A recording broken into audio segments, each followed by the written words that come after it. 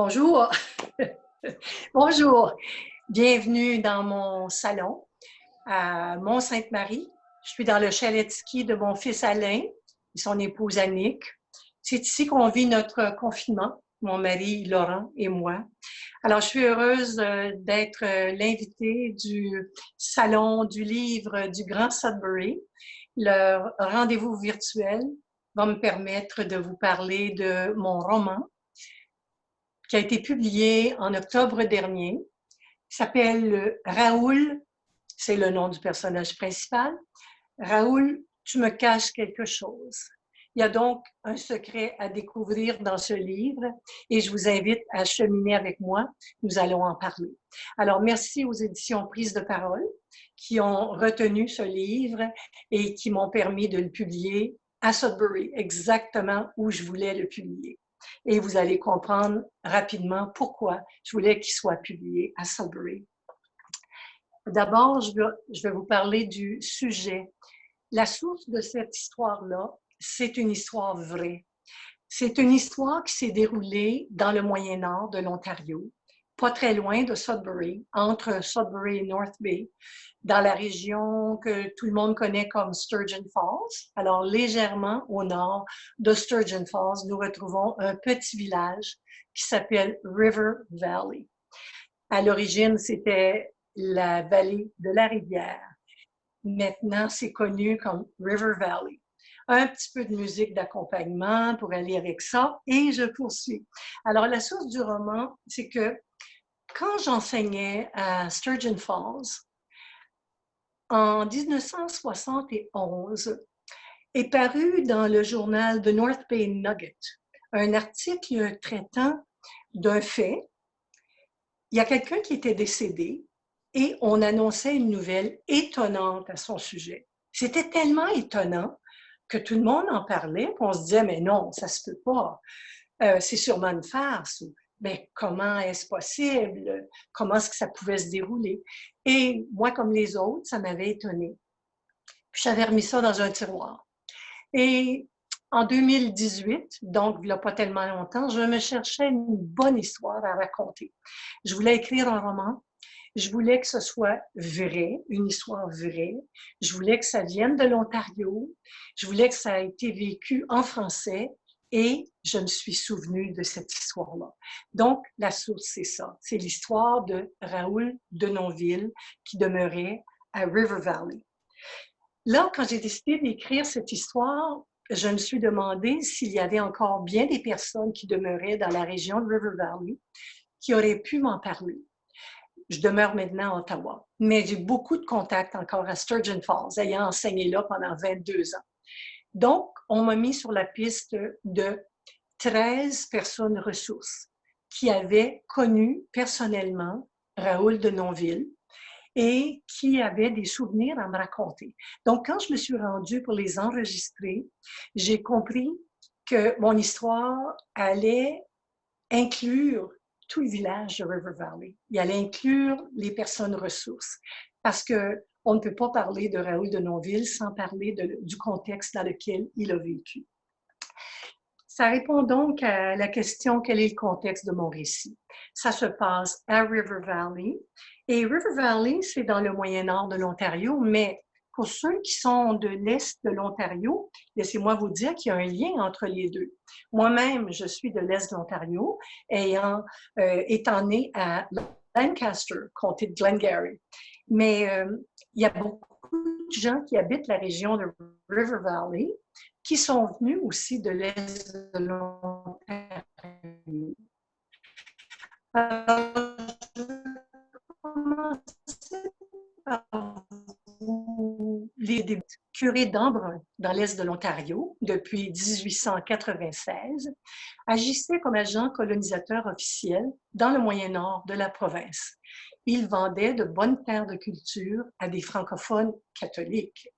Pour la somme très modique de 1 $ l'acre, les nouveaux venus devenaient propriétaires de grandes surfaces propres à l'agriculture et bénéficiaient de 4 ans pour régler leurs factures. Le bon père Forgette amenait régulièrement de vaillants colons d'Embrun et de Cornwall s'établir dans ce coin isolé. À leur arrivée au village, il leur prêtait une maison, la maison des petits anges, que la nouvelle famille pouvait habiter pendant 1 an ou plus, le temps de se construire une maison convenable sur son propre terrain. Dans cette maison, année après année, naissaient les petits anges du bon Dieu, des petits Giroux, Duprat ou Ayotte, que le père Forget baptisait avec joie pour célébrer leur arrivée dans cette nouvelle mission francophone en sol d'Ontario. Alors, voyez le lien, nous sommes une grande famille, les Franco-Ontariens. Qui sont les personnages dans mon histoire? Comme j'ai mentionné tantôt, les personnes ressources à qui j'ai parlé sont devenues mes personnages secondaires. Et en plus, quelques personnes supplémentaires, des personnes qui sont décédées maintenant, alors que toutes les personnes ressources que j'ai interviewées vivent encore. Mais il y avait 2 personnes très importantes dans le village qui sont maintenant décédées depuis longtemps, le docteur Patnaud et le curé de la paroisse, le père Bradley, qui sont inclus dans mon histoire. Ils sont essentiels dans l'histoire. Un extrait de l'arrivée du père Bradley à River Valley. Quand le père Bradley arriva à River Valley pour remplacer le père Sylvestre comme curé de paroisse, le village comptait environ 600 résidents, presque tous des francophones catholiques pratiquants. Le nouveau curé fit son entrée dans le village à cheval sur sa motocyclette de marque Indian. Entrée qui impressionna au plus haut point le petit Roger Descoteaux, qui a maintenant 85 ans, qui demeurait non loin de l'église. Roger venait de fêter ses 9 ans et ne pouvait pas croire ce qu'il avait aperçu. « Hey Louis, tu peux pas t'imaginer qu'est-ce que j'ai vu. C'est le nouveau monsieur le curé qui est arrivé au presbytère. C'est un gros bessic. »« Hein? Oui, je te le dis. C'est écrit Indian dessus. Je l'ai vu. »« Il t'a parlé? » »« Ben non. Je me suis sauvée quand il m'a vu. »« Ben, c'est peut-être même pas lui d'abord. »« Je te le dis, c'est lui. J'ai vu un collet de prêtre quand il a enlevé son casque. J'ai vu ses cheveux, puis tout. » Alors voilà, le bon père Bradley qui venait de Chelmsford, de la région de Sudbury, et qui a marqué le village de River Valley d'une façon extraordinaire. Un beau portrait. On pourrait faire un roman strictement sur père Bradley. L'histoire se déroule pendant 56 ans, à partir de 1915. Donc, ça commence pendant la Première Guerre mondiale et ça se termine avec l'annonce qui est faite dans le North Bay Nugget en 1971. Donc, à travers toutes ces années-là, on voit grandir, on voit vieillir les personnages secondaires et on voit Raoul de Nonville faire son chemin à travers ces années-là aussi. Le village et la région se développent.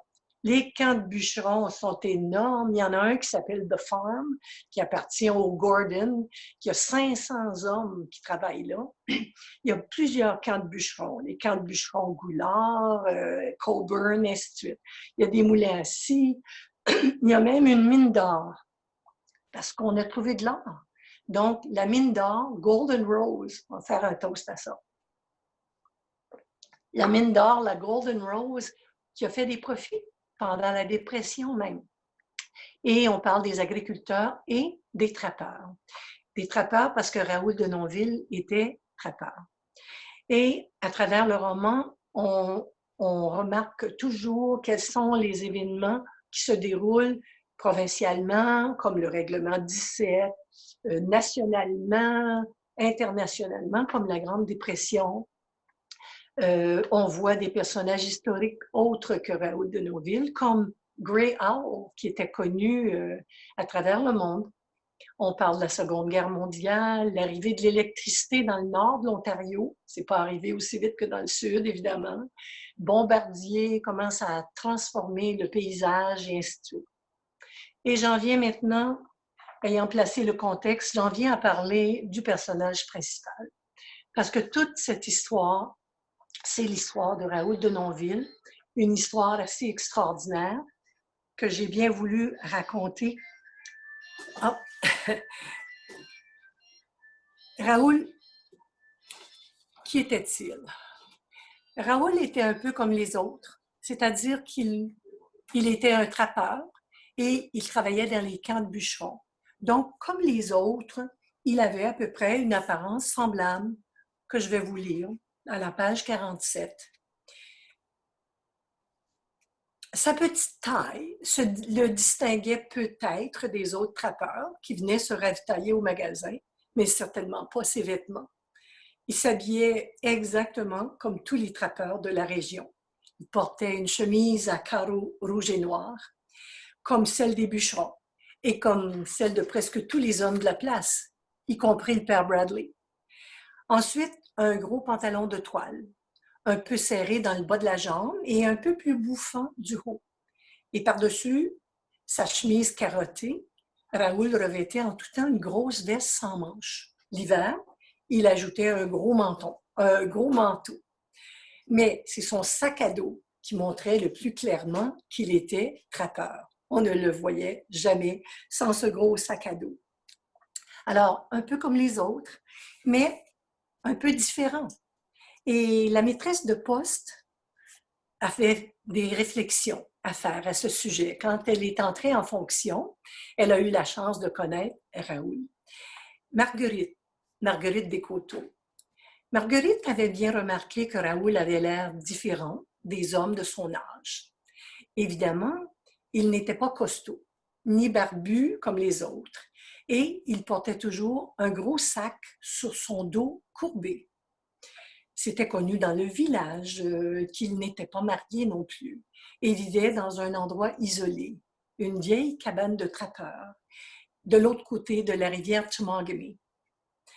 Mais la plus grande différence entre lui et les autres, c'était probablement ce qu'elle avait appris en devenant maîtresse de poste. Monsieur de Nonville savait lire et écrire.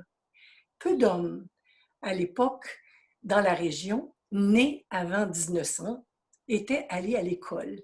Ils avaient tous grandi dans les camps de bûcherons que sur les bancs d'école. J'en viens maintenant au secret de Raoul. Raoul, tu me caches quelque chose. Je n'ai jamais abordé avant, surtout sur écran, le secret de Raoul, parce que c'est en lisant le roman que les gens le découvrent. Mais je pense qu'il est temps d'aborder ce secret avec vous. Ça n'empêche pas de vouloir lire le roman pour le comprendre davantage. Mais voici quel était le secret. Le grand secret de Raoul a été dévoilé, comme je vous ai mentionné au début de la présentation, après sa mort. 1 an après sa mort. Et j'arrête ici pour dire que dans quelques jours, soit le 13 mai 2020, on fêtera le 50e anniversaire du décès de Raoul. Alors, ceci situe les choses. 1 an après sa mort, donc il y a 49 ans, le journal de North Bay Nugget révélait le secret et je vais revenir dans mon livre pour le lire.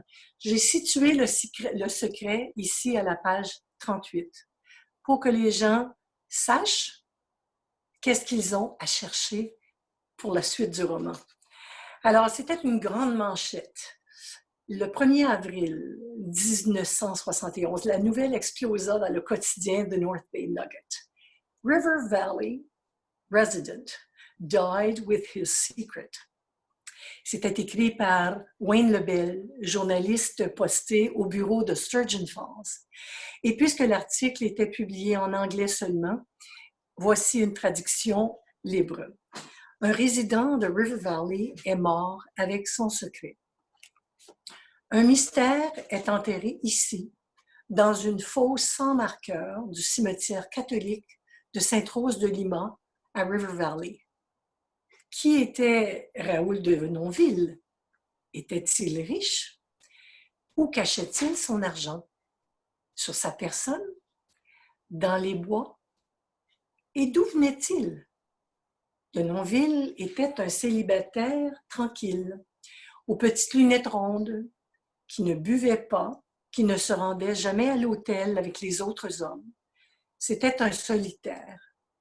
Pourquoi Raoul de Nonville a-t-il vécu en se faisant passer pour un homme. Raoul de Norville était une femme. Alors, une révélation choc qui a soulevé dans la région de nombreuses questions et qui soulève dans ce roman de nombreuses questions. Comment Raoul, s'il était une femme, a-t-il pu déjouer tout le monde pendant 56 ans? Il allait dans les camps de bûcherons, travaillait dans les camps de bûcherons, couchait là, dormait là avec les autres. Et il avait sa propre ligne de trappe. Donc, il piégeait les animaux, installait les pièges, sortait les animaux par lui-même. Comment était-ce possible? Et ce n'était pas une grande personne. Comme on l'a vu tantôt, il était plutôt petit. Donc, une révélation choc. Et sa provenance, toutes sortes de questions. Mais d'où venait-il? Il n'était pas natif de River Valley. Quand il est arrivé, il avait peut-être 22 ans quand il est arrivé à River Valley en 1915. Puis ici, c'était une femme. Est-ce qu'il s'appelait vraiment Raoul ou est-ce qu'il avait un autre nom? Mais la question la plus importante encore, c'est peut-être pour quelle raison avait-il choisi de vivre sa vie adulte comme un homme? Là-dessus, je vous lirai un tout petit passage qui réfère au docteur Patnaud, qui était son médecin. Raoul n'a jamais expliqué les raisons qui l'avaient amené à vivre comme un homme pendant toute sa vie adulte, même pas à son médecin, en qui il avait confiance. Dans sa vie quotidienne, il exprimait un genre masculin qui ne correspondait pas à son sexe biologique féminin. Alors, pourquoi? Et nous en sommes aux réflexions sur le sexe assigné à la naissance. Au moment où Raoul est né, en 1892, comme pour des années et des années après, et peut-être un peu comme de nos jours encore, on dit l'enfant qui naît, ah, c'est un garçon parce qu'il a un pénis, c'est une fille parce qu'elle a une vulve. Et c'est simple, c'est tellement facile de régler les choses comme ça. La binarité, comme si tout était blanc ou noir, comme s'il n'y avait pas de gris peut-être dans la vie. Les journées sont belles ou elles ne sont pas belles, c'est un homme ou c'est une femme. Aujourd'hui, on pense peut-être que c'est une vue un peu simpliste des choses. Il y a probablement une constellation de genres.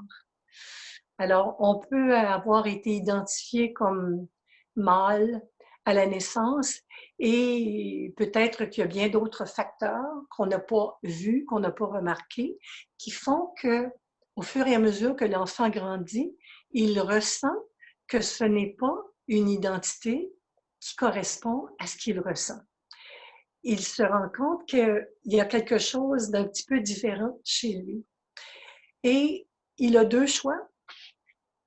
Se contenter de représenter la réalité qu'on lui offre ou peut-être qu'il décide qu'il ne peut pas vivre dans ce carcan-là, dans cette situation-là, et qu'il va choisir d'exprimer son genre comme il le ressent. Alors, on peut avoir eu un sexe assigné, avoir un sentiment d'une identité différente de celle qui a été assignée et décider d'exprimer ce genre comme on le ressent. Et c'est ce qui est arrivé, selon moi, avec Raoul. Et heureusement pour lui, il a vécu dans la région de River Valley, une petite région qui lui a permis de vivre sa vie à sa façon et de mériter le respect des autres qui l'ont entouré. Une des infirmières qui s'est occupée de lui à la toute fin nous rapporte les paroles du docteur Patnaud à ce sujet. Le docteur Patnaud s'est occupé de lui jusqu'à la fin. Et elle disait, l'infirmière Janine Roy, le docteur Patnaud nous parlait toujours du respect humain il avait le cœur à la bonne place.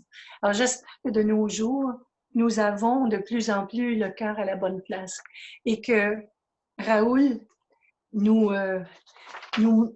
enseigne peut-être ce que c'était que de vivre à sa façon à cette époque-là et peut-être ce que nous permettons de plus en plus aux gens de faire de nos jours. Et j'espère que ça vous a mis l'eau à la bouche, ça vous a donné le goût de lire le roman et de vous informer davantage sur cette question qui est vraiment une question d'actualité. Donc, merci aux gens de River Valley qui m'ont accueilli chaleureusement chez eux, qui m'ont raconté cette histoire, qui ont collaboré avec moi. Merci à Prise de parole qui a vu dans cette histoire un récit qui valait la peine d'être raconté. Et merci à tous les lecteurs et lectrices qui vont se poser des questions aussi, puis dire, est-ce que dans ma famille, peut-être, il y aurait quelqu'un qui connaîtrait la provenance de ce dénommé Raoul de Nonville? Est-ce qu'il y a des albums de famille où on parle d'une jeune fille qui est partie de chez elle vers l'âge de 20 ans en 1915 et dont on n'a jamais entendu parler? C'est peut-être cette jeune fille qui est devenue Raoul de Nonville. Merci au Salon du livre du Grand Sudbury. J'ai vraiment apprécié ce rendez-vous virtuel. Merci à vous tous. Au revoir.